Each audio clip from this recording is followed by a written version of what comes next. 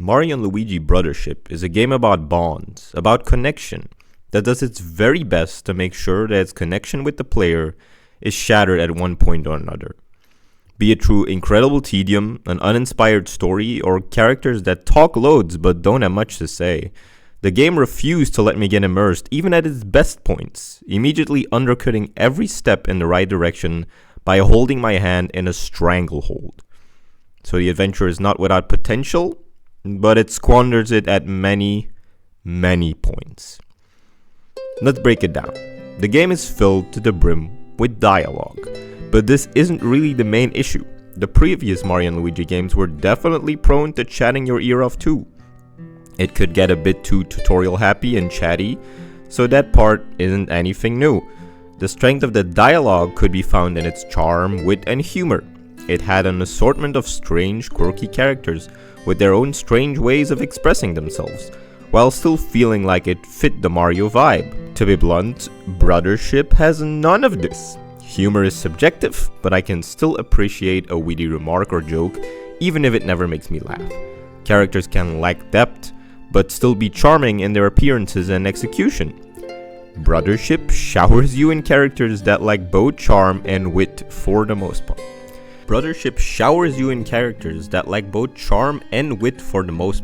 Their brand of humor is puns the game itself rates unfunny, and running jokes that will be stomped into the ground to make sure even if you laugh the first time, you will be sick of it by the end. Snoutlet proclaiming he is not a pig or making pig-related puns is about all he amounts to. And Zocket misremembering names and then getting corrected every time got old after the second attempt at a laugh. There is very little charm or soul in how these interactions are written, seemingly more obsessed with making jokes or holding your hand than giving characters something to say. When your jokes are unfunny, and your gameplay is simple enough that all that hand-holding is not needed in the slightest, even for children, there is not much else left. I think its biggest flaw is just extreme repetition. Not only jokes, but thematic points and gameplay ideas. Everything gets repeated to a degree where it becomes tiring, making me go from, well, that was kinda cool, to, that was kind of cool 20 minutes ago, please stop.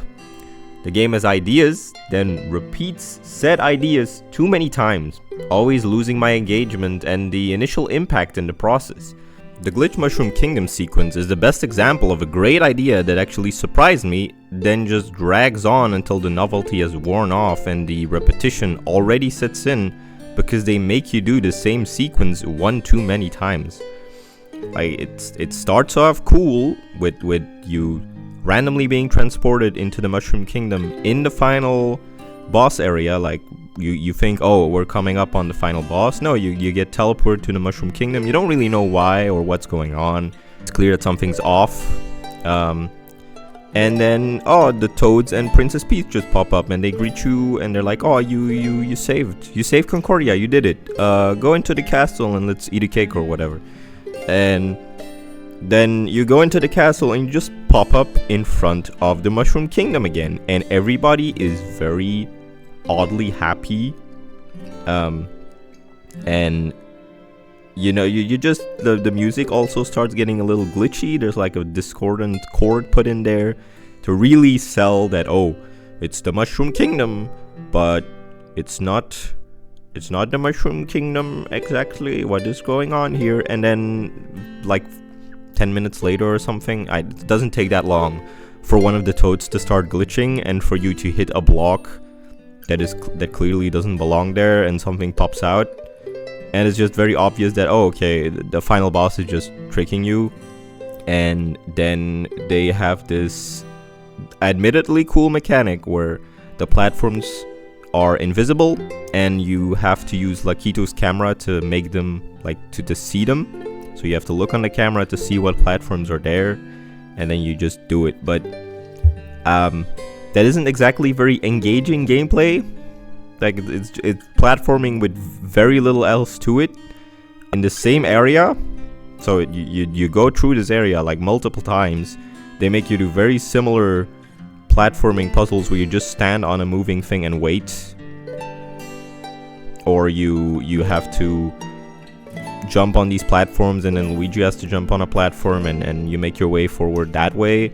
It's very, like, okay, it's fine, but they make you do it so many times that all the creepiness of the situation has been lost already. And then you leave, you finally get to leave, and Peach stops you, and it's like these obvious questions of, oh, you should totally stay with us even though we're all glitchy weirdos and not real.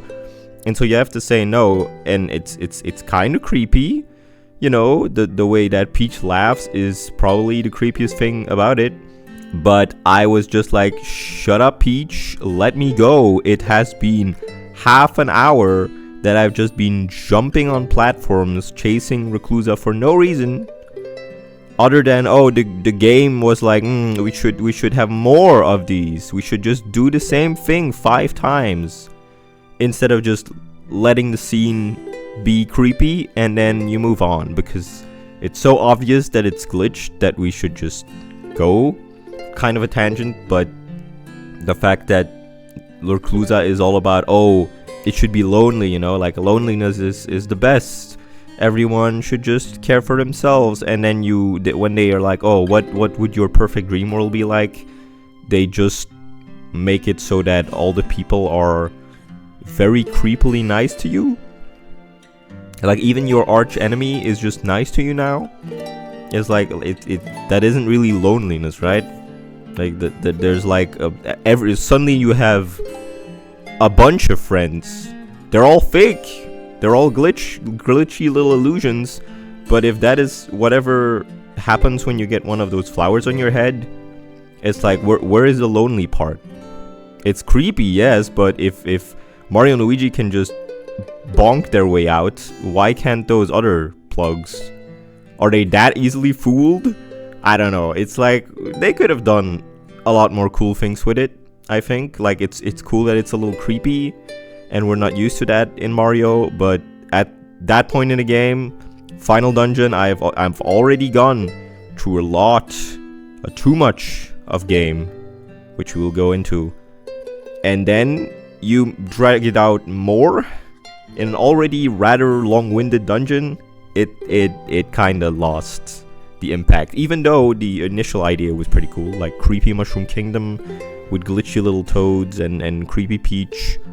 That's cool, but the gameplay just wasn't really there. The Extension Corps, Connie, and Reclusa were my favorite characters. Not because I liked them that much, but because they at least added something to the scenes they were in. Bowser doesn't show up much, but as usual, steals the show. I enjoyed every scene he was in, especially the one where he fights Socket for the first time on the airship. That is actually peak cutscene. Like, that is no notes, just great. Just felt very cinematic, very impactful. When Mario and Luigi get thrown off the boat, it's like, what? Oh, they're doing this now, and islands get disconnected, which is repetitive from a gameplay standpoint, but like from a story standpoint, that's kind of cool that you rescued these islands, but they can easily just get disconnected if an evil guy just did that. They never do it. They never even attempt to do it. Like, if they can, why doesn't Socket do that all the time? But it was very cool. It was a very cool cutscene. Sadly, we are stuck for most of the adventure with a terribly dull villain with the most obvious twist attached to him, who thankfully gets a much more competent replacement in Reclusa, but a little too last minute to make up for lost engagement. And our supporting sockets are walking dialogue dispensers with no care put into them. There's not many characters from this game specifically that I liked at all. Like, take the idol group of kids, for example. The idol group, IDLE, I don't know, idol, whatever. They are a play on a Power Rangers-like group. They want to be useful, but only 1 out of the 4 really has any actual agency or character, Irene, while the others just kind of follow her along. They get in the way more than they help at first. They essentially deliver info that would be more fun to discover ourselves anyway. They do fly a rocket into a plot-important wall, but that just made me question why 4 kids are riding a rocket that might very well fail and blow up in their faces when 1 person would be enough. The other characters accept their volunteering with little regards to the kids' safety, and though it's played off as a joke, it comes off kind of cold. Like, Techniki makes this rocket is like, oh, it might fail and you might die. They essentially put it like that. Yeah, you might not survive, and there's no guarantee that it will even work, but we need somebody to try. And then the kids are like, we want to be useful, let us do it. And I thought, okay, Irene, get on the rocket. But then all 4 kids get on this rocket, and just why? I don't know. And Elo, I think his name is Elo, the yellow one, is the only one really holding on to it. So I'm just confused why that is the thing that they do. Like, why is shooting a dangerous rocket into a wall the only way they could possibly be useful to Mario and Luigi? Because Mario and Luigi could just do that and they would survive it because they're indestructible Italians. So why are the kids doing it? I don't know, because they had to be useful to the plot somehow, and they weren't really doing it by existing. And Irene is like, oh no, I want to be useful, and the other 3 kids are just like, yeah, we want to be useful too. They don't really have an arc. Irene is the only one who really calls the shots, and the other ones are just kind of there, just following along. It kind of feels like if it was just Irene and you deleted all her friends, it would be better. If you just took one of them and just made that the focus, one character, I think it would have worked better. But you split them up into 4, and only one of them has any actual characterization. Like, Elo is just sleepy, straight-laced guy, I guess. He has a few lines where I'm like, okay. And Luke, why do I still know their names? But Luke, like the blue guy, is just like, oh, the only thing he really says is, I am actually the leader. But then when it comes to actually doing anything leader-like, he just pees his pants. And I don't even know what the green guy is called. I forgot his name because he's literally, he has as much characterization as one of the normal socket NPCs. Like, I would be surprised if anybody remembers the green guy's name. Like, probably it's just me. Probably a bunch of people are gonna be in the comments telling me, hey, that's his name. How dare you not remember him? He's my favorite character. But they're not that great, if you ask me. The dynamic between the 4 kids isn't all that engaging or used for any meaningful character moments. Probably since 3 out of 4 barely have any established personality. And for some reason, Peach joins them because the woman has literally nothing better to do. Did she just...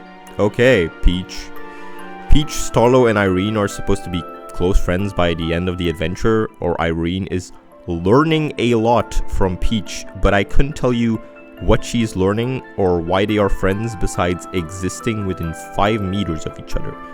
We don't hear of their exploits or anything. They are just out exploring while we try to save the world and pop back up when they have to spoil that an important island is ahead of us. Superfluous info when you realize there are only so many currents available to us, which are just straight lines, and since I am going to visit every island anyway, I'll come across the plot myself. There's no sense of discovery left when you get told what to look for ahead of time.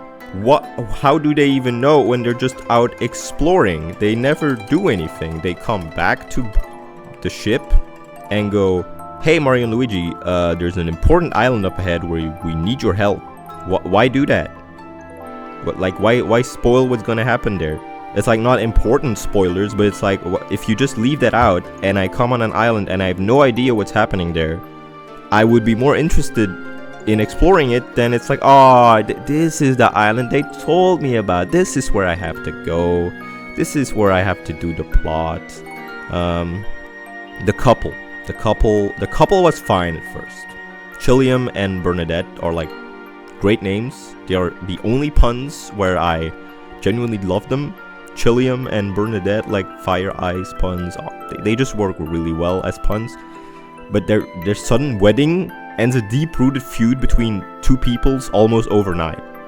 We see them fight, wedding happens, everybody is buddies now.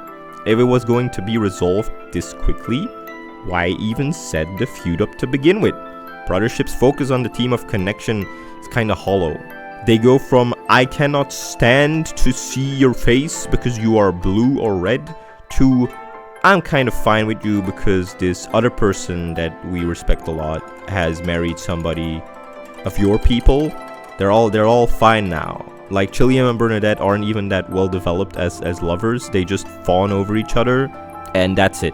They're just super in love. They get married out of nowhere. They have us help plan it for some reason, even though we barely know that we met like 5 days ago or maybe like less. And they're like, no, you should be the ones to help us because your mustaches are so sexy. Help us. But yeah. Then it just stops. Then everybody's buddies. And it's a little weird because Chilliam gets like glommed with the little glom staff, so he hates Bernadette's guts now because plot important item can just do that. Can just, instead of people actually hating each other, it's just I use this magic wand and now you hate other people. But then Chilliam gets hit with that and I was like, oh shit, this is a good reason for him to talk to Bernadette in like a very mean way, and Bernadette's feelings are hurt. But we turn Chilliam back. We find a berry, an amberry, and we pop it in his mouth and he's back to normal, and Bernadette is just like, oh, sweetie poo, you're back to your normal self. I will forget all the mean things you said. Immediately.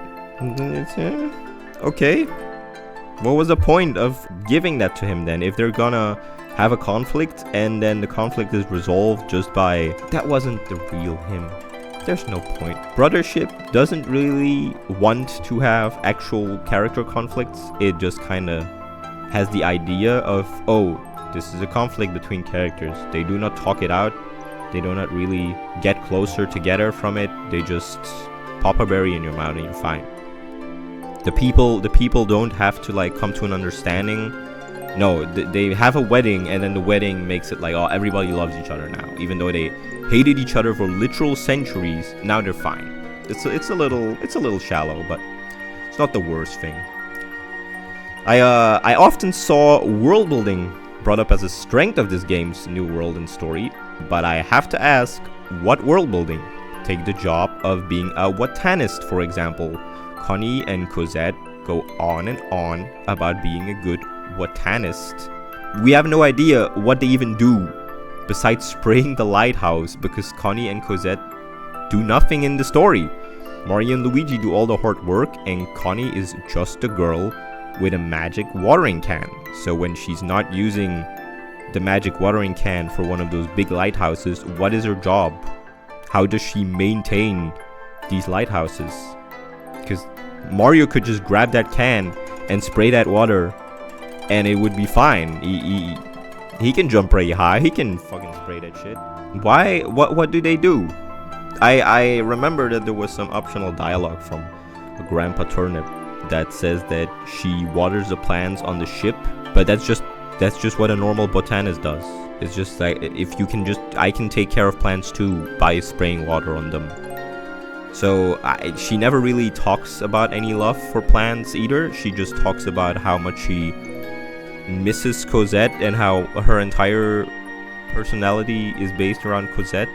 So though Connie is like a sweet character, doesn't really get to do much. And so what world building is there in this game? Like the same with Glom. Like it's an effect / disease that makes people crave solitude, or like, I don't want to be around other people anymore. It's interesting stuff, but like, what will the effect be on the connections of the people in this land? They can do a lot of things with it being, oh, I hate you suddenly out of nowhere and nobody gets why. But then you can just cure it by popping a specific berry in their mouth. And this is done by a doctor. I mean, again, Mario could just pop a berry into the mouth of every person he meets and they would be cured. Like, there's nothing else that this doctor has to do, seemingly. He just pops the berry in their mouth and then they're fine. They're healed. Like, I could go around the place and just do that by myself. We don't need the doctor for that. So there's no real world building as to what medicine would even look like for plugs, or how these islands interact to handle this crisis. Everybody's just like, I don't get it. Why do these people hate us now? And then this doctor is like, come to this ship and I'll pop a berry in your mouth and it's fixed. That's all you need to do.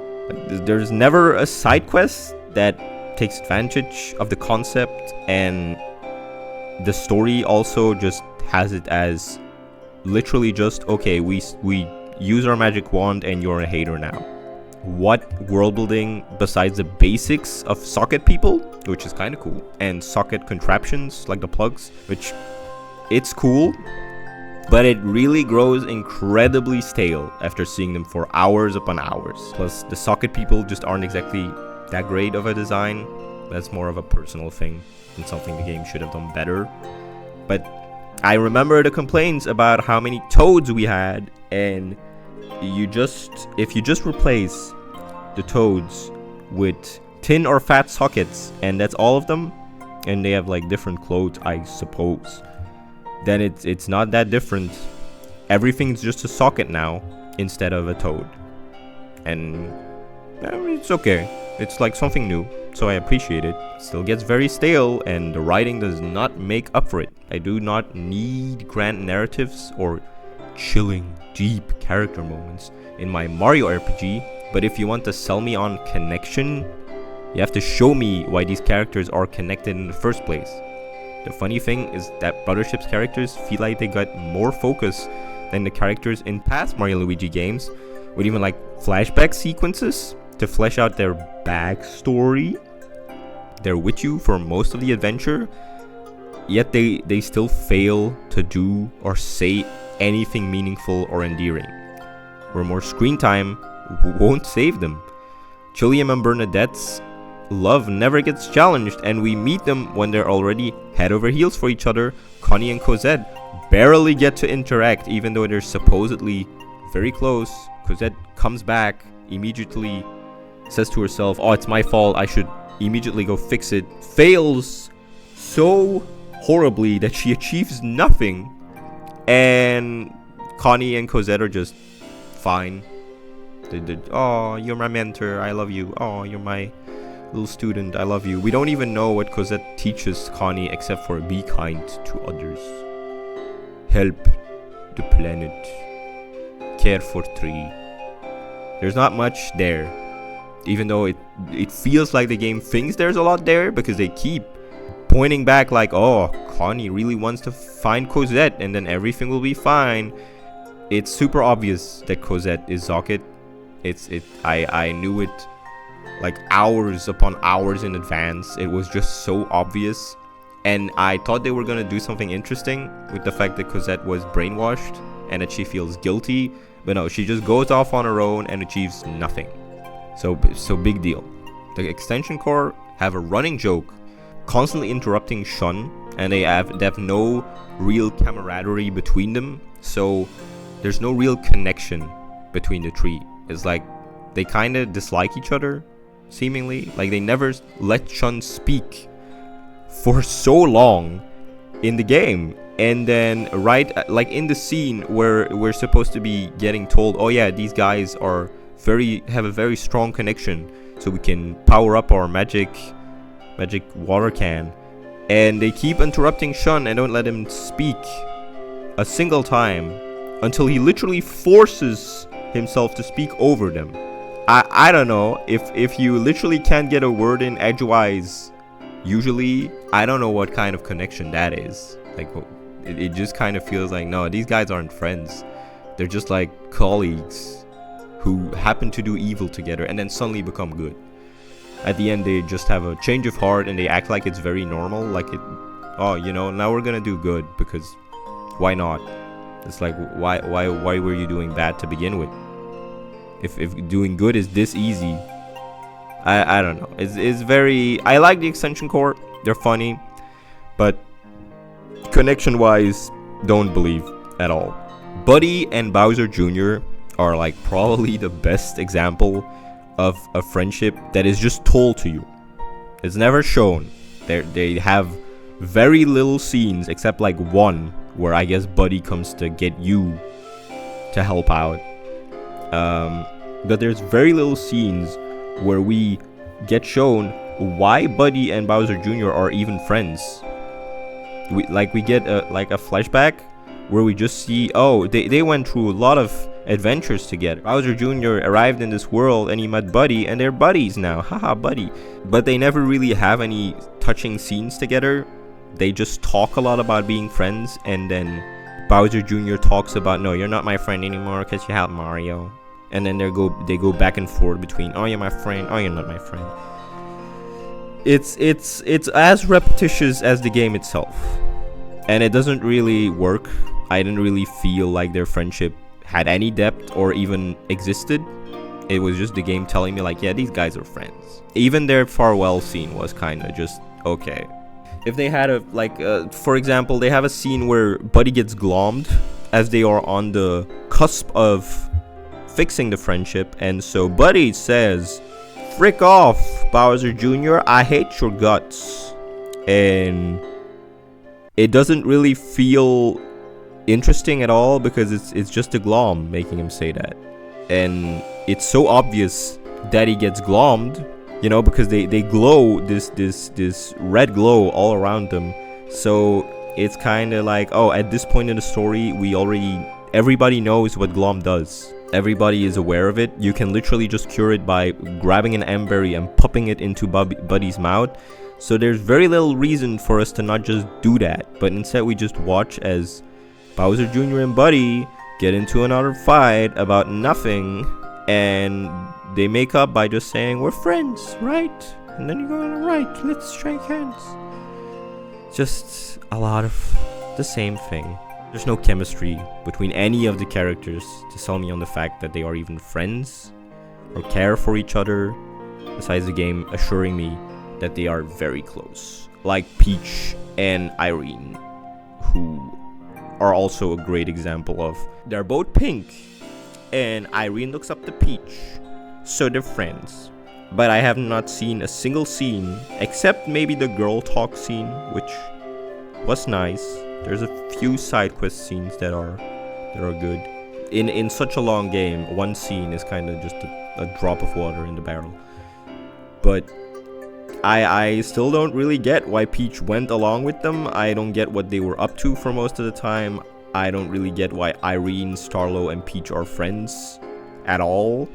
Especially because Irene is seemingly like a child and Peach is like a grown woman. And Starlo is, I don't know what Starlo is. Like a Fire Emblem dragon in terms of age. But they're friends. Again, they're just friends, and then they don't really do stuff together. They don't really talk about anything else than, oh, let's go explore the next island, let's be useful. But they don't really achieve anything. Like, Peach barely does anything in this story, because she's just always off doing something else, and then she comes back, says like, this island is important, go there, Mario, and then she swims off again. So, well, doesn't really work. The interesting thing is that Brothership even manages to disconnect me from a character I love already, Luigi, both in the gameplay and the story. Brothership's Luigi is best compared to some kind of Pokemon on the overworld, instead of forming a team with Mario. With Luigi logic, you can send Luigi to catch collectibles, pull turnips out of the ground for coins, or jump on platforms.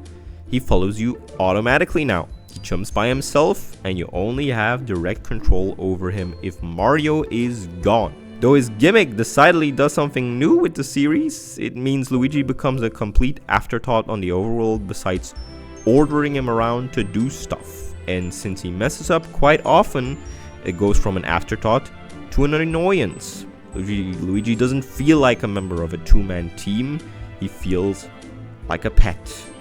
Or the previous way of handling platforming as both bros together meant I felt connected to each one equally, with no extra effort needed. I don't really particularly enjoy treating him like a Pokemon, essentially. Yeah, it's like in Scarlet and Violet, you sent them out to fight. I don't know, the Let's Go mechanic, I don't know what the name was anymore.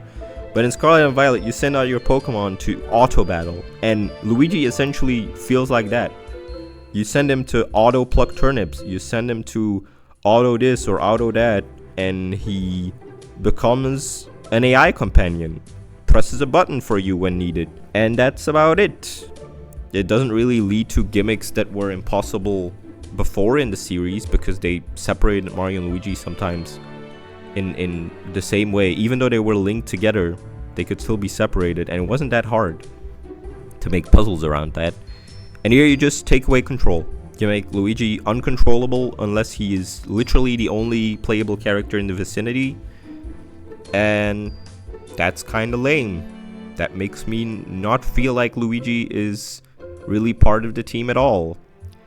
Then we have the fact that Luigi's cowardice, and thus his bravery in the face of his fear, has to make space for Luigi logic in the story too, with a little cutscene every time Luigi figures something out, which 50% of the time is the only logical course of action to begin with. I remember very well that Ello, the little yellow dude with a Santa Claus sack on his back from the idol group, he gets stuck, and Luigi walks up to him.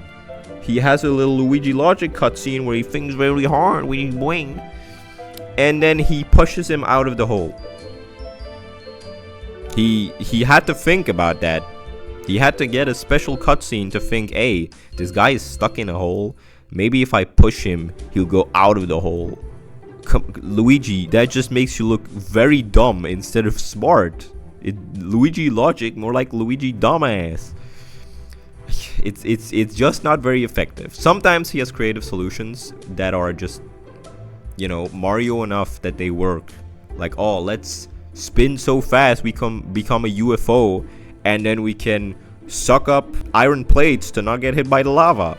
That was interesting. That was a Luigi logic moment that I couldn't have come up with myself, because it makes no sense. But if it was a lot of that, maybe it would have been fine. But no. There's also a lot less Luigi slander here than in the previous Mario and Luigi games. But what has come in its place means the writing lacks bite, and Luigi is about as heroic and resourceful as Mario, and gets just as much praise, meaning there is little that sets him apart. He has literally become Green Mario more than ever before.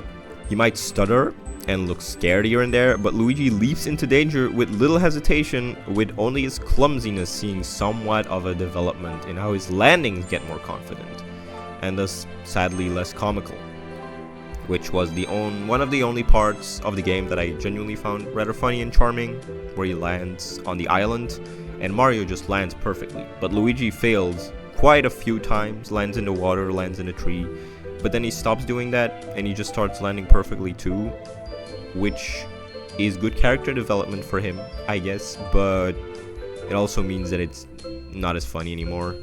So yeah, he's a glorified pet in the overworld, and he gets treated like a child in the story, which is maybe the opposite problem of Luigi slander. Instead of Starlo constantly being like, Luigi, you suck, why do you even exist, when we have Mario, she goes like, wow, Luigi, you're so smart, you're so helpful, you thought of that yourself. Whoa. It's very odd to go from slander to praising him as if it's always been a thing, but the praise is also much less interesting. It's not as funny, it's not as witty, it's just boring.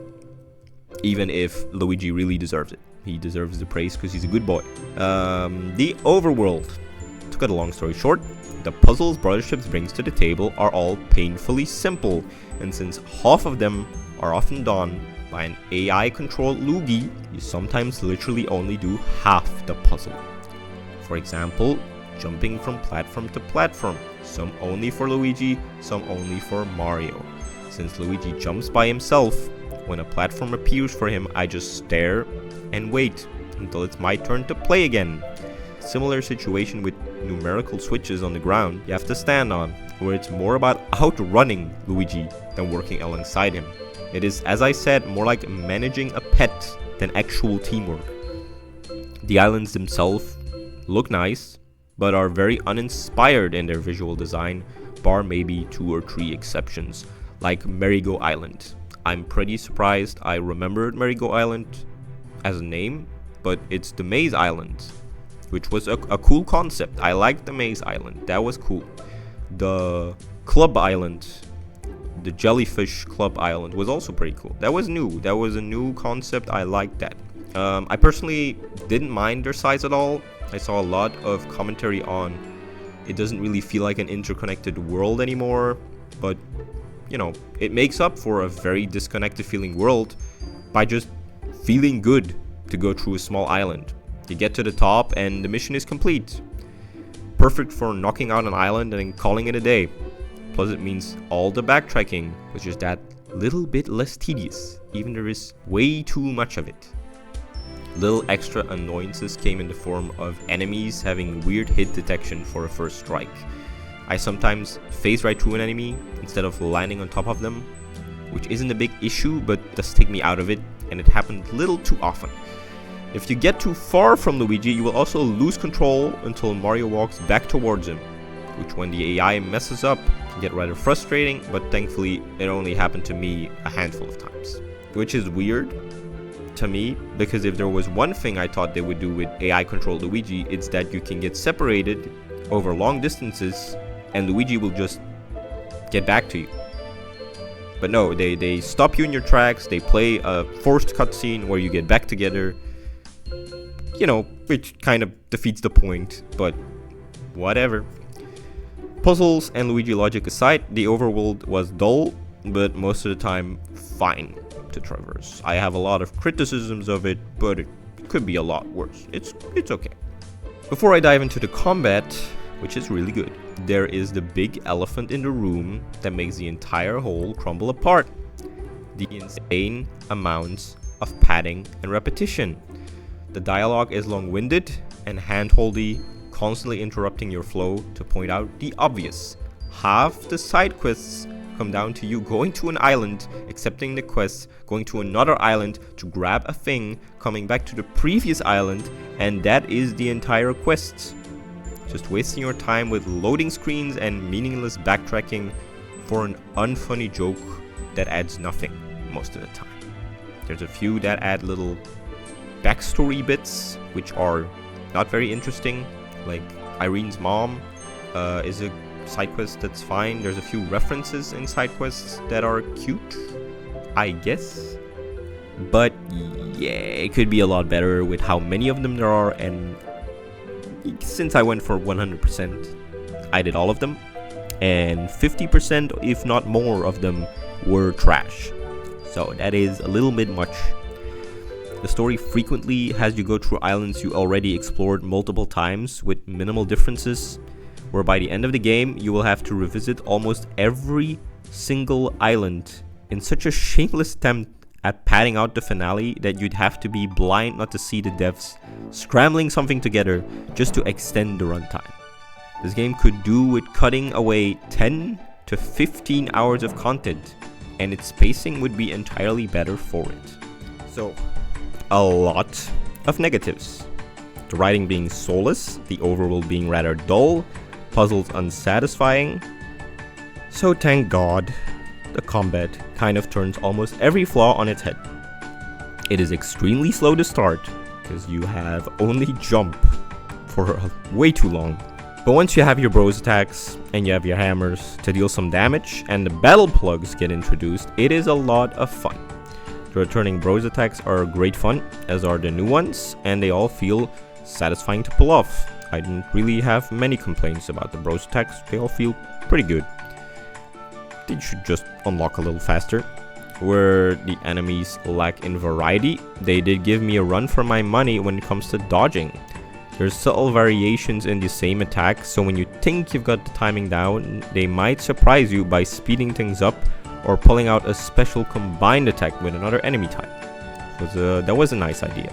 Combined enemy attacks between two types of enemies was always nice to see. They pack a real punch, and some can be quite beefy in HP, which goes double for the bosses. If you don't get a grasp on the timings fast enough, bosses can and will KO you within 2 attacks. Coupled with the fact that bosses might attack twice before you even get your turn, you have to use everything in your arsenal to survive the tougher attacks. The battle plugs are a very nice addition, adding an extra streak of strategy to the mix, which is very welcome. Though by the end of the adventure, I had a good grasp on what plugs work well together and could beat the final boss a little too easily thanks to them. 5-6 turns in total. It was very fast.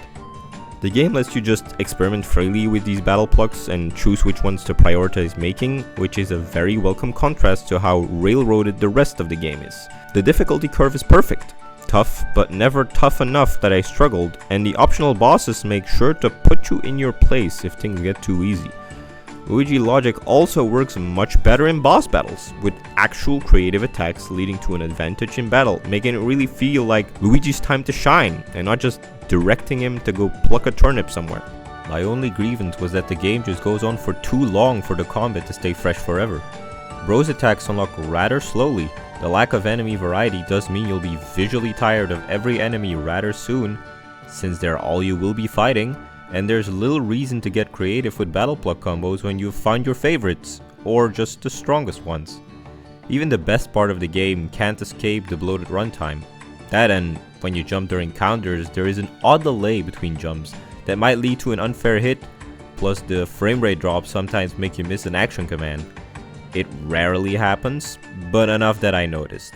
The frame rate is pretty bad in the overworld too, but it rarely hindered gameplay in that case, so I didn't mind.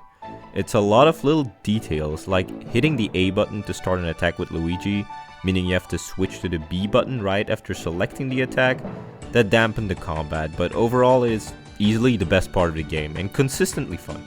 Besides the combat, the game looks and sounds great.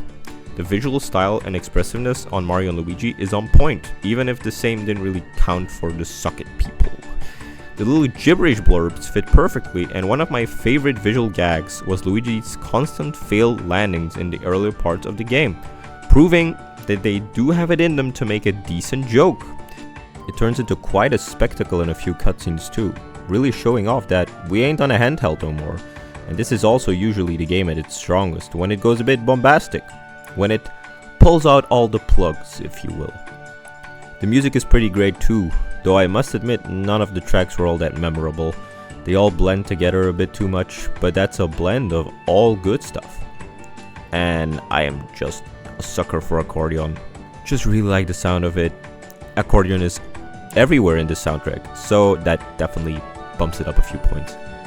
Finally, even though a lot of the overworld was either dull or a slog, the Fire and Ice Flower were a very neat addition that made for a few good moments, even if it ended up rather underutilized in terms of puzzles. These legitimate good points couldn't salvage the entire package for me, not by a long shot, but when the music swells just right and I connect another island to Ship-Shape Island, I was having fun.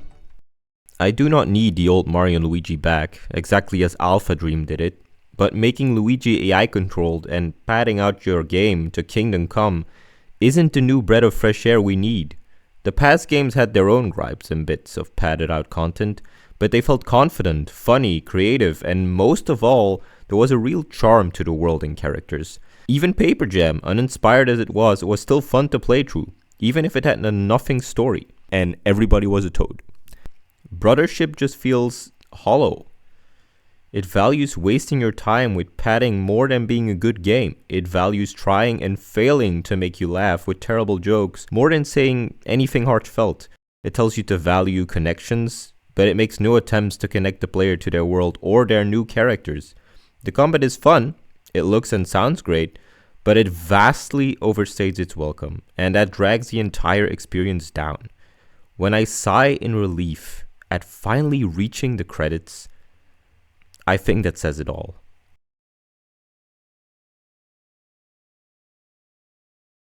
Do want to point out at the end of this little ramble view, whatever I did here, that it's fine if you loved the game and its characters and the story made you cry or whatever else.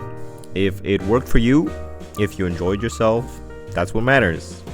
I will still go on criticizing the game, but it's fine that we don't all have the same opinion. I feel like I shouldn't need to say this, but since I kind of like ragged onto this game, I think it's important to end off on that note, especially since I feel like I took a Mario plot, even though the plot constantly wants to be taken into account. I feel like it took it a little seriously.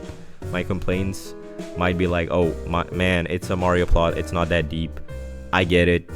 But when the usual friendship is my power anime plot feels more good to watch than Mario and Luigi in a game that is constantly talking about how connected we all are and how important it is that we all work together, I feel like if you know, a standard isekai does better at that than your 50-hour game, then I think some complaints are in order.